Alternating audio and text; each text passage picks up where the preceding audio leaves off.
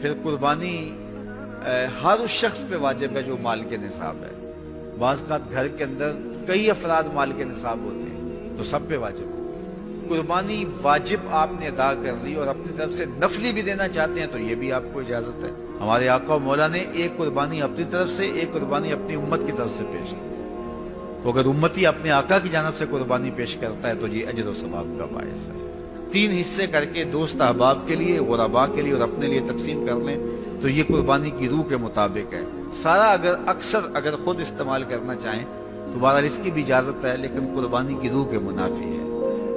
جس کو گوشت لگتا ہے اس کو کھال بھی لگتی ہے۔ جس طرح گوشت آپ خود بھی کھا سکتے ہیں تو کھال خود بھی استعمال کر سکتے ہیں، یعنی آپ کھال کا مسئلہ بنا کے گھر رکھ سکتے ہیں، کھال کو اپنے گھر کی کسی ضرورت میں جو ہے وہ لا سکتے ہیں، لیکن قربانی کی کھال بیچ لیں اور اس کی قیمت اپنے مصرف میں لائیں، یہ نہیں کر سکتے۔ قربانی کی کھال اگر بیچ لی ہے تو اس کے پیسے صدقہ آپ کر سکتے ہیں، کسی دوست کو دے سکتے ہیں، کسی غریب کو دے سکتے ہیں۔ تو قربانی کی کھال جس کو مرضی دیں، لیکن بہتر یہ ہے کہ قربانی کی کھالیں مدارس دینیہ کو دی جائیں، چونکہ یہ مستحق بہت زیادہ ہیں۔ مدارس دینیہ کے بجٹ کا زیادہ تر انحصار قربانی کی کھالوں پہ ہوتا ہے۔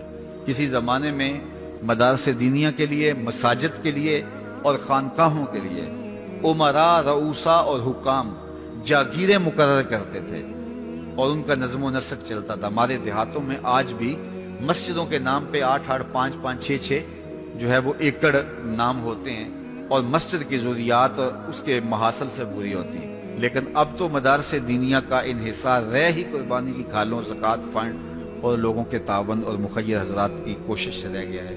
اس لیے اپنے مدارس کی طرف بہت زیادہ توجہ دینے کی ضرورت ہوتی ہے اور قربانی کی کھالیں کوشش کر کے خود مدارس دینیہ کے اندر پہنچائیں۔ اور آپ کے سامنے جامعۃ المصطفیٰ ایک ایسی درسگاہ علمی ہے کہ جس کے فیضان سے ایک زمانہ متمتع ہو رہا ہے اور یہاں سے نکل کر اطراف و اکناف عالم کے اندر جو ہیں وہ لوگ پھیل رہے ہیں اور فائدہ پہنچ رہا ہے۔ اللہ کا شکر ہے، یہاں سے جانے والے پیغام کو مسلم بھی قبول کر رہے ہیں اور غیر مسلم بھی قبول کر رہے ہیں، تو یہ اللہ کا فضل ہے، اس پر ہمیں شکر ادا کرنا چاہیے۔ اور کتنے مسلمانوں کی اصلاح ہوئی ہے اور کتنے لوگ فائدے میں گئے ہیں، تو یہ ایک اللہ تعالیٰ کا بڑا فضل ہے اور اللہ تعالیٰ کا بڑا ہی کرم ہے کہ کتنے لوگوں کو یہاں سے فائدہ ہو رہا ہے۔ اور ظاہر ہے ہم ساری زندگی تو نہیں بیٹھ رہیں گے، ایک وقت عمر کا، زندگی کا ہم نے پورا کرنا ہے، اس کے بعد ہم نے چلے جانا ہے، تو ہماری جگہ اوروں نے آنا ہے۔ تو یہ دارالعلوم اگر زیادہ سے زیادہ لوگ پیدا کرے گا تو زیادہ لوگوں کو فائدہ پہنچ سکتا ہے۔ تو اس لیے نہ صرف قربانی کی کھالیں بلکہ اس ادارے کے ساتھ آپ کا ہر طرح کا تعاون درکار ہے۔ سب سے بڑا تعاون آپ کا اس ادارے کے ساتھ محبت کا تعاون درکار ہے۔ آپ اس مرکز سے اپنی عقیدت کا رشتہ، اپنی محبت کا رشتہ جو ہے وہ وابستہ کریں۔ جس طرح عشق کیا جاتا ہے، پیار کیا جاتا ہے، اس مرکز سے آپ پیار کریں، اس مرکز سے آپ محبت کریں۔ یہ مرکز ہماری عقیدتوں کا مامن اور مسکن ہونا چاہیے، چونکہ اس سے بہت سارے لوگوں کو فائدہ ہو رہا ہے۔ اور غیر عید کا دن اللہ کے حضور ذکر فکر میں گزاریے گا، دوستوں سے ملیے گا، رشتہ داروں سے ملیے گا، اچھے کھانے کھائیے گا، اچھا لباس بھی پہن لیجئے گا، لیکن یہ بات ذہن میں رکھیے گا کہ عید نئے لباس پہننے کا نام نہیں ہے، عید رنگا رنگ کھانے کا نام نہیں ہے، عید اللہ کے شکرانے کا نام ہے۔ رب سے کبھی بھی غافل نہیں ہونا۔ جب عید کے دن سب سے ملتے ہو تو رب سے کیوں نہیں ملتے ہو؟ عید کے دن تو ان سے بھی ملتے ہو جو تم سے ناراض تھے، عید کے دن ان سے بھی تم جفیاں لگاتے ہو جن سے تم بہت دور ہو چکے تھے۔ تم کہتے تھے کہ رسم زمانہ بھی ہے، دستور بھی ہے، آج عید کا دن ہے، آج تو گلے ملنا چاہیے۔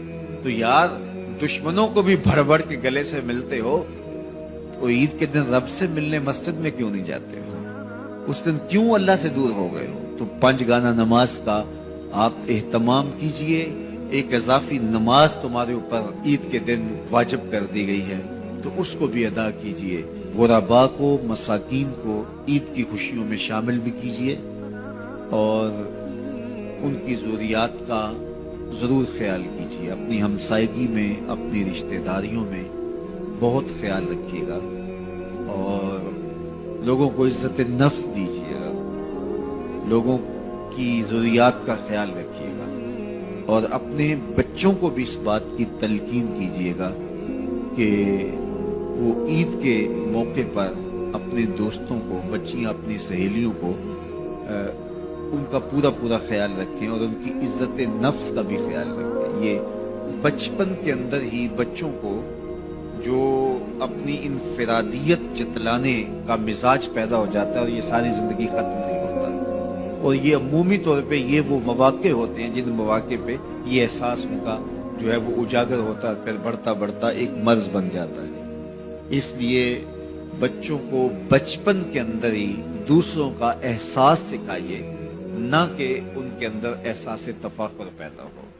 इतदाल के साथ उनकी ज़रूरियात को पूरा कीजिए, लेकिन आपका जो अतराफ है, गिरदो पेश का माहौल है, उसका भी पूरा पूरा ख्याल रखा जाए कि बच्चे एहसास बरतरी में मुब्तला ना हो जाएं और ऐसी अमराज उनके अंदर पैदा ना हो जाए, बल्कि बच्चों को राह खुदा में खर्च करने की तरगीब दीजिए। बच्चों को जब आप स्कूल जाते हुए खर्ची देते हैं या ऐसे मौके पर, तो उनको साथ ये भी कह दीजिए कि आप अपनी हमजोलियों का और अपने दोस्तों का जरूर ख्याल रखना है और उनको इन खुशियों में साथ शामिल करना है। उनको देने की आदत पड़े बचपन के अंदर, और जो बचपन में देना शुरू कर देते हैं वो बुढ़ापे तक बांटते रहते हैं, और जो बांटता रहता है अल्लाह उसको कमी नहीं आने देता। तो ये मिजाज अच्छी तरह से रास्ते हो, बच्चों के अंदर पुख्ता हो।